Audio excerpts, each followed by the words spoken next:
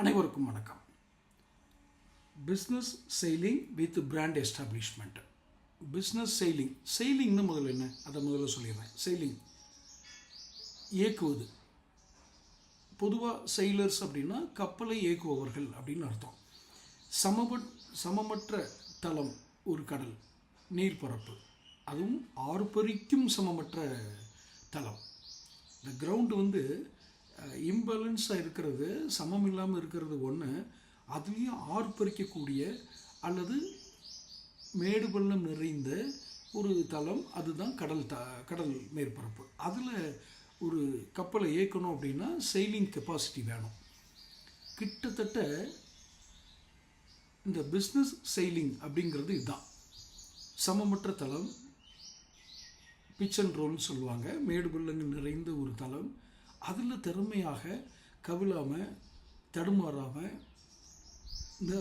அந்த பயணம் நின்று விடாமல் அந்த பிஸ்னஸை செலுத்துறது தான் பிஸ்னஸ் செயிலிங். பெரிய சப்ஜெக்டு.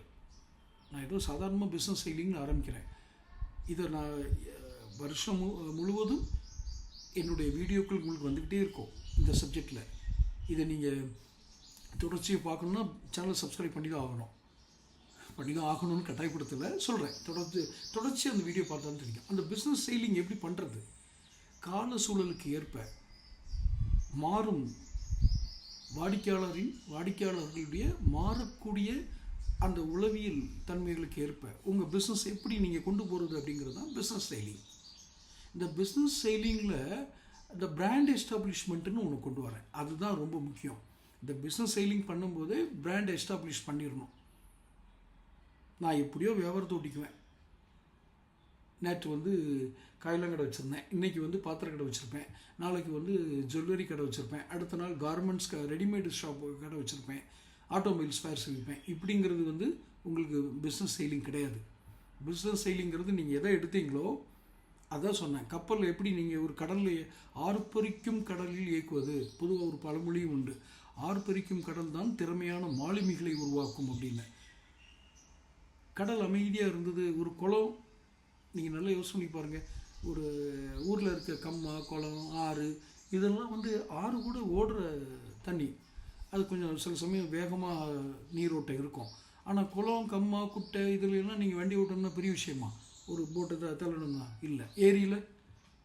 ஏரின்னு சொல்லுவாங்கள்ல, லேக்கு, அதில் நீங்கள் ஒரு கப்பலையோ ஒரு படகையோ செலுத்துறது பெரிய விஷயம் இல்லை. கடலில் செலுத்த வேண்டும். அதான் பிஸ்னஸ் செயிலிங். அதுவும் ஆர்ப்பரிக்க கடல்.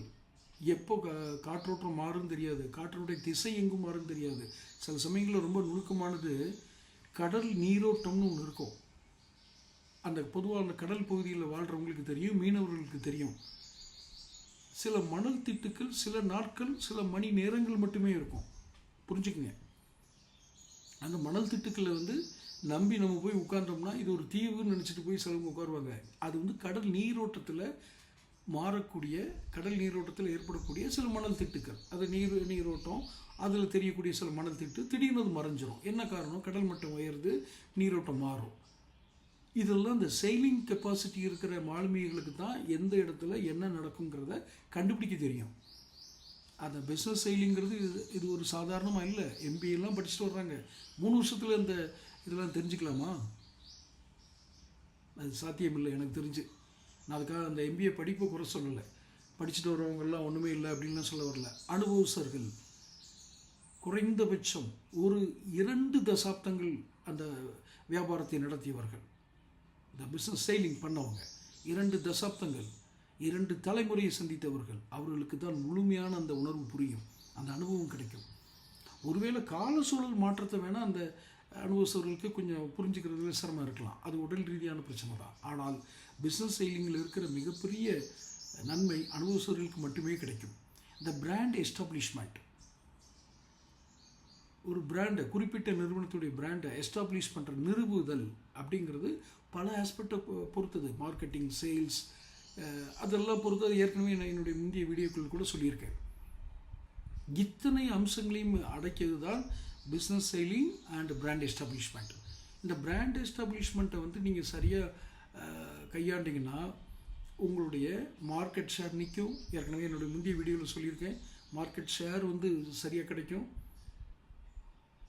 ஜீரோ கிரெடிட் பாலிசி கடைபிடிச்சிங்கனாலும் கிடைக்கும். இதெல்லாம் இந்த பிராண்ட் எஸ்டாப்ளிஷ்மெண்ட்டில் வரும். சில பிராண்டுகள் வந்து உதாரணத்துக்கு சில பிராண்டு வந்து கடனே கொடுக்க மாட்டாங்க. உதாரணத்துக்கு கோத்ரேஜ் ப்ராடக்ட் பிராண்டுன்னு வச்சுக்கோங்களேன். நீங்கள் கோத்ரேஜோட டிஸ்ட்ரிபியூட்டராக இருந்தால் உங்களுக்கு ஒன்று தெரியும், நீங்கள் பணத்தை அட்வான்ஸாக கொடுத்துட்டு தான், அது மட்டுமல்ல அவர்கள் இந்தந்த பொருட்கள் எல்லாம் நீங்கள் இந்த மாதம் விற்பனை செய்ய வேண்டும் என்று அவர்கள் தான் உங்களை டிக்டேட் பண்ணுவாங்க. என்ன காரணம்? பணமும் அட்வான்ஸாக கட்டணும். உதாரணத்துக்கு ஒரு நகரத்தினுடைய டிஸ்ட்ரிபியூட்டர்னால் அவர் அந்த மாதத்திற்கு 10 லட்ச ரூபாய்க்கு பொருள் வாங்கணும். அந்த 10 லட்ச ரூபா பொருளையும் 10 லட்ச ரூபா பணத்தையும் அவர் கட்டணும், முன்கூட்டியே கட்டணும், 1ஆம் தேதியே கட்டிடணும், 1ஆம் தேதிக்கு முன்னாடி. அப்புறம் அவர் இந்தந்த பொருளெல்லாம் விற்கணும்னா அவங்க தான் டிக்டேட் பண்ணுவாங்க. எனக்கு ஷேவிங் க்ரீம் கொடுங்க, டூத் பேஸ்ட்டு கொடுங்க, ப்ரெஷ்ஷு கொடுங்க, உங்களுடைய பேட்ரி, இந்த சின்ன பேட்ரிஸ் இருக்குல்ல, இதை கொடுங்கன்னு கோத்ரேஜோட என்னென்ன ப்ராடக்ட் இருக்கோ அதை வந்து டிஸ்ட்ரிபியூட்டர் டிமாண்ட் பண்ண முடியாது. அவங்க தான் டிமாண்ட் பண்ணுவாங்க, அவங்க தான் டிக்டேட் பண்ணுவாங்க. யார்? கோத்ரேஜ் நிறுவனம். ஏன்?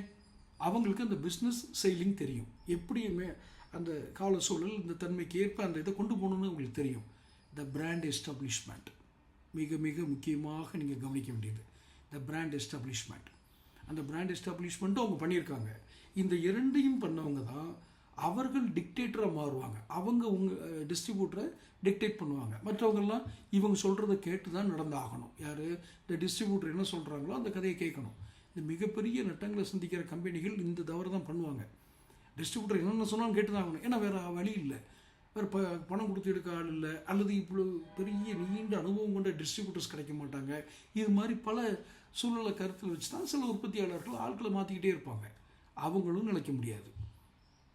ஆக மொத்தத்தில் இந்த business sailing and brand establishment இருக்கிற நிறுவனங்கள் பிராண்ட் வந்து தப்பிக்கும். அதுக்கு தான் நான் கோத்ரேஜ் வந்து உதாரணம் சொன்னேன். உதாரணத்துக்கு ஒரு கம்பெனியை சொல்கிறது தப்பு இல்லை, அதுக்காக மற்றவங்களாம் அந்த மாதிரி பிஸ்னஸ் செயலிங் தெரியாதவங்கன்னு அர்த்தம் அல்ல. இது மாதிரி கம்பெனிகள் எல்லா செக்மெண்ட்லேயும், கவர்மெண்ட்டில் இருக்குது, கன்சூமர் ப்ராடக்டில் இருக்குது, எல்லாம் இருக்கிறாங்க. அவங்கெல்லாம் பிஸ்னஸ் செயலிங் தெரிஞ்சவங்க. அதுக்கு தான் நான் கோத்ரேஜ் உதாரணமாக சொன்னேன். இந்த ப்ராடக்ட் எப்படி எஸ்டாப்ளிஷ் பண்ணுறது, இந்த டீம் எப்படி கட்டமைக்கிறது, இன்னும் நான் வந்து என்னுடைய சேனலில் நான் கொடுத்துருக்க தலைப்புகளில் என்னென்ன வீடியோ இருக்கோ அத்தனையும் அவர்கள் 100% செய்கிறார்கள், வெற்றி பெறுகிறார்கள். முதல்ல அது சொல்லிடுறேன். நான் கிட்டத்தட்ட 40 தலைப்புகளில் வீடியோ போட்டிருக்கேன். இந்த 40 தலைப்புகள்லையும் இருக்கிறத அவங்க முன்கூட்டியே சரியாக திட்டமிட்டு ஒரு சரியான குழு உறுப்பினர்களோடு அவர்கள் அதை அமல்படுத்துறதுனால வெற்றிகரமான பிஸ்னஸ் பண்ணுறாங்க. அதுக்காக நான் சொல்கிறது கேளுங்க அப்படின்னு சொல்ல வரல. ஆனால் 40 தலைப்புகளும் உங்களுக்கு மிக முக்கியமானது. 40 நாள் அது முடிஞ்சிடாது. தொடர்ச்சியாக நான் என்னோடய அனுபவங்களை சொல்லிகிட்டு இருக்கேன். ஒவ்வொரு நாளும் ஒவ்வொரு அனுபவம். அதுக்காக முதல் நாள் கற்றுக்கிட்டது வீணாக போயிடாது. கிட்டத்தட்ட 20-25 வருடங்களுக்கு மேலாக உள்ள என்னுடைய 2 தசாப்தங்களை கடந்த என் அனுபவத்தை உங்களோடு பகிர்ந்து கொள்கிறேன். 2 தசாப்தங்களை கடந்து விட்டேன், 3ஆவது தசாப்தத்தை நெருங்கிட்டு இருக்கேன். அதனால் இந்த ஆலோசனைகளை கேளுங்கள், சேனல் சப்ஸ்கிரைப் பண்ணுங்கள், உங்களுடைய ஆலோசனைகளையும் கமெண்ட் பாக்ஸில் பதிவிடுங்க. தொடர்ந்து உரையாடுவதன் மூலமாக ஞானம் பெறுவோம். நன்றி.